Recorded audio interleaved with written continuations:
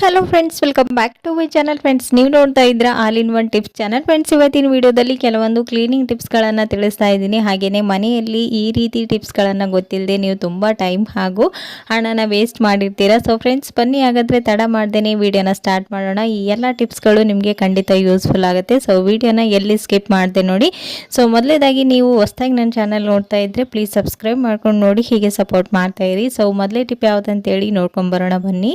ಸಮ್ಮರಲ್ಲಿ ನಮಗೆ ತಣ್ಣನೆ ನೀರು ಬೇಕಂತೇಳಿ ಈ ರೀತಿ ವಾಟರ್ ಬಾಟಲ್ಸ್ಗಳಲ್ಲಿ ನಾವು ನೀರನ್ನು ತುಂಬಿ ಫ್ರಿಜ್ಜಲ್ಲಿ ಸ್ಟೋರ್ ಮಾಡ್ತೀವಿ. ಡೈಲಿ ನೀರು ಕುಡಿದ ತಕ್ಷಣ ಮತ್ತೆ ಹಾಗೇನೆ ಫಿಲ್ ಮಾಡಿ ಸ್ಟೋರ್ ಮಾಡೋದ್ರಿಂದ ಏನಾಗ್ತಾ ಇರುತ್ತೆ, ಈ ಒಂದು ಬಾಟಲ್ಗಳಿಂದ ಒಂಥರ ಪಾಚಿ ಸ್ಮೆಲ್ ಬರೋದು, ಹಾಗೆಯೇ ಒಂಥರ ಏನು ಕೆಟ್ಟ ವಾಸನೆ ಬರೋದಕ್ಕೆ ಸ್ಟಾರ್ಟ್ ಆಗುತ್ತೆ. ಸೊ ಆವಾಗ ಇದು ಎಷ್ಟು ಕ್ಲೀನ್ ಮಾಡಿದ್ರೂ ಹೋಗ್ತಾ ಇರಲ್ಲ. ಸೊ ಈ ರೀತಿ ನೀವು ಕ್ಲೀನ್ ಮಾಡ್ಕೊಳ್ಳೋದ್ರಿಂದ ಈ ಬಾಟಲ್ಗಳಿರುವಂಥ ಬ್ಯಾಡ್ ಸ್ಮೆಲ್ಲನ್ನು ರಿಮೂವ್ ಮಾಡ್ಬೋದು. ಸೊ ಅದು ಹೇಗಂತೇಳಿ ತೋರಿಸ್ತಾ ಇದ್ದೀನಿ. ಇಲ್ಲಿ ಮೊದಲಿಗೆ ಈ ಬಾಟಲಲ್ಲಿ 1 ಟೇಬಲ್ ಸ್ಪೂನ್ ಅಷ್ಟು ಹರಳು ಉಪ್ಪನ್ನ ಹಾಕಿದ್ದೀನಿ. ಹಾಗೇನೆ ಇದರಲ್ಲಿ ಒಂದು ಅರ್ಧ ನಿಂಬೆ ಹಣ್ಣನ್ನ ಹಿಂಡಿಕೊಂಡು ಇದನ್ನ ಚೆನ್ನಾಗಿ ಶೇಕ್ ಮಾಡ್ಕೊಳ್ಬೇಕು. ಈ ಸಾಲ್ಟ್ ಎಲ್ಲನೂ ಒಳಗಿರುವಂತಹ ಬ್ಯಾಡ್ ಸ್ಮೆಲ್ ಅನ್ನ ರಿಮೂವ್ ಮಾಡೋದಕ್ಕೆ ಕೆಲಸನ ಮಾಡುತ್ತೆ. ಸ್ವಲ್ಪ ಏನಾದರೂ ಪಾಚಿ ಕಟ್ಟಿದ್ರೆ ಅದನ್ನು ಕೂಡ ನೀಟಾಗಿ ಕ್ಲೀನ್ ಮಾಡುತ್ತೆ. ಇದರಲ್ಲಿ ನಿಂಬೆ ಹಣ್ಣು ಹಾಕಿರೋದ್ರಿಂದ ಅದನ್ನು ಕೂಡ ಅಷ್ಟೇನೆ ಅದರಲ್ಲಿ ಏನಾದರೂ ಕೆಟ್ಟ ಸ್ಮೆಲ್ ಬರ್ತಾ ಇರುತ್ತಲ್ವಾ, ಅದನ್ನೆಲ್ಲನೂ ಕಂಪ್ಲೀಟ್ ಆಗಿ ರಿಮೂವ್ ಮಾಡುತ್ತೆ. ಸೊ ಈ ಎರಡೇ ಇಂಗ್ರೀಡಿಯೆಂಟ್ಸ್ ಹಾಕಿ ಚೆನ್ನಾಗಿ ಶೇಕ್ ಮಾಡಿ ನಂತರ ನೀವು ವಾಶ್ ಮಾಡಿಕೊಂಡ್ರೆ ವಾಟರ್ ಬಾಟಲ್ಸ್ ನೋಡ್ತಾ ಇರ್ಬೋದು ಎಷ್ಟು ನೀಟಾಗಿ ಒಳಗಡೆಯಿಂದ ಕ್ಲೀನ್ ಆಗಿದೆ ಅಂತ. ಸ್ಮೆಲ್ ಕೂಡ ಇರೋದಿಲ್ಲ.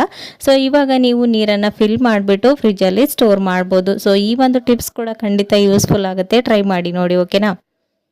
ಸೊ ನೆಕ್ಸ್ಟ್ ಟಿಪ್ ಬಂದು ಇಲ್ಲಿ ನೋಡ್ತಾ ಇರ್ಬೋದು, ಈ ರೀತಿ ನೇಲ್ ಕಟರ್ಗಳನ್ನು ಡೈಲಿ ಯೂಸ್ ಮಾಡೋದ್ರಿಂದ ಇದರ ಶಾರ್ಪ್ನೆಸ್ ಹಾಳಾಗ್ಬಿಡುತ್ತೆ. ಇದನ್ನು ಯಾವ ರೀತಿ ಕ್ಲೀನ್ ಮಾಡ್ಕೊಳ್ಳೋದು, ಹಾಗೆ ಇದನ್ನು ಶಾರ್ಪ್ನೆಸ್ನ ಹೇಗೆ ಜಾಸ್ತಿ ಮಾಡ್ಕೊಳ್ಳೋದಂತೂ ಕೂಡ ತೋರಿಸ್ತಾ ಇದ್ದೀನಿ.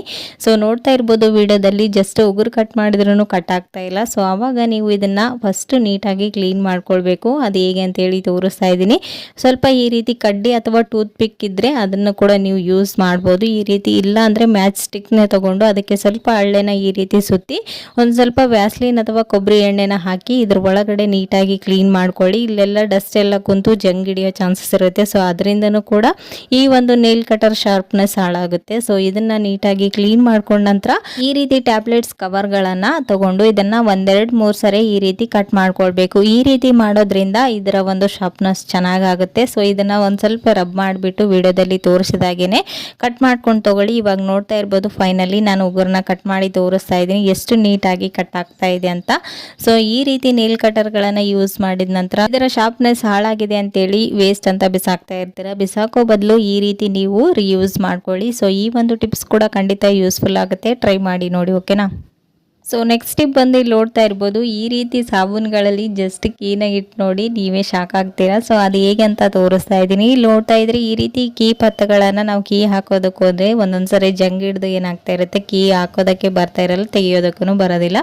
ಸೊ ಸ್ಟ್ರಕ್ ಆಗ್ತಾ ಇರುತ್ತೆ. ಸೊ ಆವಾಗ ನೀವು ಈ ರೀತಿ ವೇಸ್ಟ್ ಅಂತ ಬಿಸಾಕೋ ಸಾಬೂನುಗಳಿಂದ ಈ ರೀತಿನೂ ಕೂಡ ರಿಯೂಸ್ ಮಾಡ್ಕೊಳ್ಬೋದು. ಜಸ್ಟ್ ಈ ರೀತಿ ಸಾಬೂನು ಯಾವುದಾದ್ರೂ ತಗೊಳ್ಳಿ, ಯೂಸ್ ಮಾಡಿರುವಂಥ ಸಾಬೂನು ಮೇಲ್ಗಡೆ ಈ ಕೀನ ಚೆನ್ನಾಗಿ ರಬ್ ಮಾಡಬೇಕು. ಇದ್ರ ಮೇಲ್ಗಡೆ ಇರುವಂತಹ ಜಂಗಿನ ಅಂಶ ಎಲ್ಲನೂ ರಿಮೂವ್ ಆಗಿ ನಂತರ ನೀವು ಈಸಿಯಾಗಿ ಇದನ್ನ ಕೀ ಪತ್ತ ಒಳಗಡೆ ಕೀನ ಹಾಕಿದ್ರೆ ನೀಟಾಗಿ ರಿಮೂವ್ ಆಗುತ್ತೆ. ಸೊ ನೋಡ್ತಾ ಇರ್ಬೋದು ವಿಡಿಯೋದಲ್ಲಿ. ಸೊ ಈ ಒಂದು ಟಿಪ್ಸ್ ಕೂಡ ಖಂಡಿತ ಯೂಸ್ಫುಲ್ ಆಗುತ್ತೆ, ಟ್ರೈ ಮಾಡಿ ನೋಡಿ, ಓಕೆನಾ.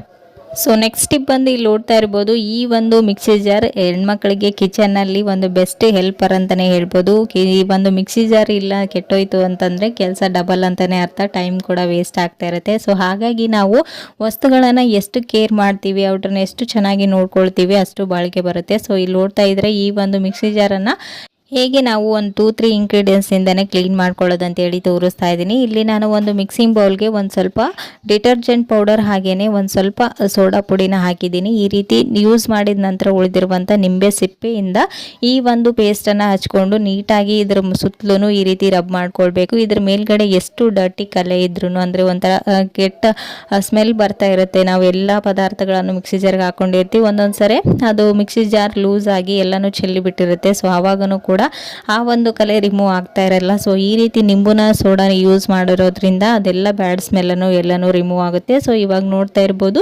ಇದರಿಂದ ಚೆನ್ನಾಗಿ ರಬ್ ಮಾಡಿಬಿಟ್ಟು ಒಂದು 2 ಮಿನಿಟ್ಸ್ ಬಿಟ್ಟು ಒಂದು ಕ್ಲಾತನ್ನು ಸ್ವಲ್ಪ ಒದ್ದೆ ಮಾಡಿಕೊಂಡು ಈ ರೀತಿ ಒರೆಸ್ಕೊಂಡ್ರೆ ಆಯಿತು, ನಿಮ್ಮ ಒಂದು ಮಿಕ್ಸಿ ಜಾರ್ ನೀಟಾಗಿ ಕ್ಲೀನ್ ಆಗುತ್ತೆ. ಸೊ ಈ ರೀತಿ ನೀವು ಮನೆಯಲ್ಲೇ ನೀಟಾಗಿ ಕ್ಲೀನ್ ಮಾಡ್ಕೊಳ್ತಾ ಇದ್ರೆ ಇದು ತುಂಬ ದಿನ ಬಾಳಿಕೆ ಬರುತ್ತೆ. ಈ ರೀತಿ ಇನ್ನು ಹಲವಾರು ಮಿಕ್ಸಿ ಜಾರ್ಗಳನ್ನು ಕ್ಲೀನ್ ಮಾಡ್ಕೊಳ್ಳುವಂಥ ಟಿಪ್ಸ್ಗಳು ಕೂಡ ನನ್ನ ಒಂದು ಚಾನಲಲ್ಲಿ ಇದೆ, ಆಲ್ರೆಡಿ ಅಪ್ಲೋಡ್ ಮಾಡಿದ್ದೀನಿ. ನೀವು ಯಾರಿಗಾದ್ರೂ ಇಂಟ್ರೆಸ್ಟ್ ಇದ್ದರೆ ಹೋಗಿ ಚೆಕ್ ಮಾಡ್ಕೊಳ್ಬೋದು. ಸೊ ಇವಾಗ ನೋಡ್ತಾ ಇದ್ರೆ ಒಂದು ಡ್ರೈ ಕ್ಲಾತಿಂದ ಮತ್ತೆ ನೆಕ್ಸ್ಟ್ ಇದನ್ನು ನೀಟಾಗಿ ಕ್ಲೀನ್ ಮಾಡ್ಕೊಳ್ತಾ ಇದ್ದೀನಿ. ಇದನ್ನು ನೀವು ಸೇಫಾಗಿ ಇಟ್ಕೊಳ್ಳೋದು ಕೂಡ ತುಂಬಾ ಇಂಪಾರ್ಟೆಂಟ್. ಇದನ್ನು ಈ ರೀತಿ ನೀವು ಡಟ್ಟಿ ಇರುವಂಥ ಮಿಕ್ಸಿ ಜಾರನ್ನು ಹಾಗೆ ಇಟ್ಟರೆ ಇಲಿಗಳು ಇದರ ವೈರ್ ಕಟ್ ಮಾಡೋದು, ಜಿರಳೆಗಳು ಸೇರ್ಕೊಳ್ಳೋದು ಆಗ್ತಾ ಇರುತ್ತೆ. ಸೊ ಹಾಗಾಗಿ ಈ ರೀತಿ ನಿಂಬುನ ಯೂಸ್ ಮಾಡಿ ನೀವು ಕ್ಲೀನ್ ಮಾಡ್ಕೊಳ್ಳೋದ್ರಿಂದ ಇದರ ಒಂದು ಸ್ಮೆಲ್ಗೆ ಇದರ ಹತ್ರ ಜಿರಳೆಗಳು ಕೂಡ ಬರೋದಿಲ್ಲ. ಸೊ ಇವಾಗ ಲಾಸ್ಟಲ್ಲಿ ಈ ಒಂದು ವೈರ್ ಕೂಡ ಅಷ್ಟೇ ರಿಮೂವ್ ಮಾಡಿ ಸುತ್ತಿ ಹಾಗೇನೆ ಇಟ್ಬಿಟ್ರೆ ಕಟ್ ಆಗ್ತಾ ಇರುತ್ತೆ. ಸೊ ಆವಾಗ ನೀವು ಈ ರೀತಿ ಒಂದು ಕ್ಲಾತ್ ಕ್ಲಿಪ್ಪನ್ನು ತಗೊಂಡು ಅದನ್ನು ನೀವು ಗೋಡೆಗೆ ಈ ರೀತಿ ಅಂಟು ಟೇಪಿಂದ ಸ್ಟಿಕ್ ಮಾಡಿ ಈ ರೀತಿ ನೀವು ಸೈಡಲ್ಲಿ ನೀಟಾಗಿ ಇಟ್ಕೊಂಡ್ರೆ ನಿಮ್ಮ ಒಂದು ಮಿಕ್ಸಿ ಜಾರ್ ಸೇಫ್ ಆಗಿರುತ್ತೆ. ಸೊ ಈ ಒಂದು ಟಿಪ್ಸ್ ಕೂಡ ಖಂಡಿತ ಯೂಸ್ಫುಲ್ ಆಗುತ್ತೆ, ಟ್ರೈ ಮಾಡಿ ನೋಡಿ, ಓಕೆನಾ. ಸೊ ಫ್ರೆಂಡ್ಸ್, ನೋಡಿದ್ರಲ್ವಾ ಇವತ್ತಿನ ಈ ಎಲ್ಲ ಟಿಪ್ಸ್ಗಳು ನಿಮಗೂ ಕೂಡ ಖಂಡಿತ ಯೂಸ್ಫುಲ್ ಆಯ್ತು ಅಂತ ಅಂದ್ಕೊಂಡಿದ್ದೀನಿ. ಯೂಸ್ಫುಲ್ ಆದರೆ ಪ್ಲೀಸ್ ಒಂದು ಲೈಕ್ ಕೊಡೋದನ್ನು ಮರಿಬೇಡಿ. ಮತ್ತು ನಾಳೆ ಹೊಸ ಟಿಪ್ಸ್ಗಳೊಂದಿಗೆ ಮತ್ತೆ ನಿಮ್ಮನ್ನ ಮೀಟ್ ಮಾಡ್ತೀನಿ ಫ್ರೆಂಡ್ಸ್. ಅಲ್ಲಿವರೆಗೂ ಟೇಕ್ ಕೇರ್, ಬಾಯ್.